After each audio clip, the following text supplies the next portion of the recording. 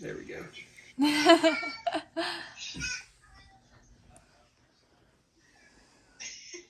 Ready? Okay, 19.1% of people in America struggle with anxiety and depression disorder. And when I first heard that stat, it was like, well, that's not that many. But I think that is because it's diagnosed a disorder. I know that we probably all feel like, well, yeah, I deal with stress and anxiety and stuff like that. So I decided to do my research paper on 3 ways to combat that. And it's something that I've dealt with being a professional athlete.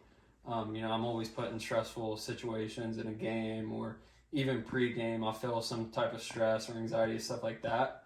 So I'm going to talk about 3 different ways that I combat that. And, it's went farther than sports for me. It's really impacted my life and stuff like that. So the first thing that I want to talk about is exercise.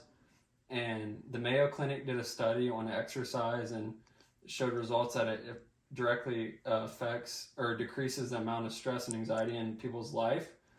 And it's something that I've used, probably the number one thing that I've used even before I even knew what stress or anxiety and stuff like that was. I always exercise and stuff like that. I always knew I felt better after it, but I didn't really know why I felt better.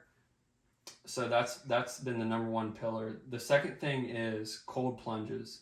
Cold plunges are something that I've used to kind of put myself in that stressful situation of, oh, this water's 40 degrees, and if I can deal with 40-degree water, and then bases loaded, or I do jiu-jitsu too, so getting choked out and stuff like that, it's not 40 degrees, so I've been dealing with uncomfortable situations. It's something I practice, day in and day out. And Johns Hopkins University did a study on, or actually it wasn't Johns Hopkins, it was the cold plunge. They did a study on how the water affects the vagus nerve in the back of your head. When the cold water hits that vagus nerve, it directly reduces stress and anxiety hormones. So there's like a chemical balance that's, as soon as that cold water hits that nerve, it's activating that nerve, and the hormone, it's a chemical thing that's happening. So it's scientifically proven, which I think is really cool. There's not too many things out there that you can well, this 100% works because there's science and there's facts that back it up. And the last thing that I use to combat stress and anxiety and stuff like that is meditation.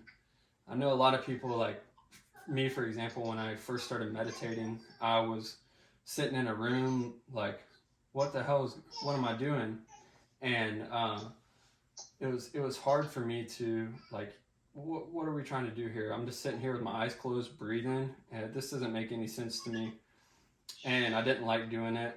And then when I started going on walks, like mindfulness walks, mindfulness workouts, mindfulness exercise, and treating those as meditation, as I got better at that, then the whole meditation thing started to make more sense of, what am I trying to do here? I'm trying to, not think about all the work, the stresses that go on in an everyday life. I'm trying to block that out and fully focus on this one activity, whether that's riding a bike, going on a walk, playing basketball. My brother was saying that he likes to shoot a bow. Those are all forms of meditation too. And I think people just think of, oh, I'm this hippie sitting crisscross applesauce in a room humming. That's, that is a form of meditation, but it doesn't have to be like that. It doesn't have to be this quote unquote hippie practice that people, a lot of people don't understand. At least for me, I didn't understand when I first started it. And those are the 3 things that I use. There's many of other different things you can use to combat stress and anxiety. The number one thing I would stay away from is any medications unless you're fully diagnosed. Like I said, 19.1% of people are diagnosed with this disorder, but it doesn't necessarily mean the other sort of the population, they don't deal with stress and stuff like that. I think that's something that everybody deals with. So these are just 3 things. Okay, I don't have a disorder. I don't have anxiety disorder, but I still deal with anxiety, stress, and stuff like that. And these are 3 things that I've used to help, combat that and try to reduce those stress levels. Good to go. I think that's good. Say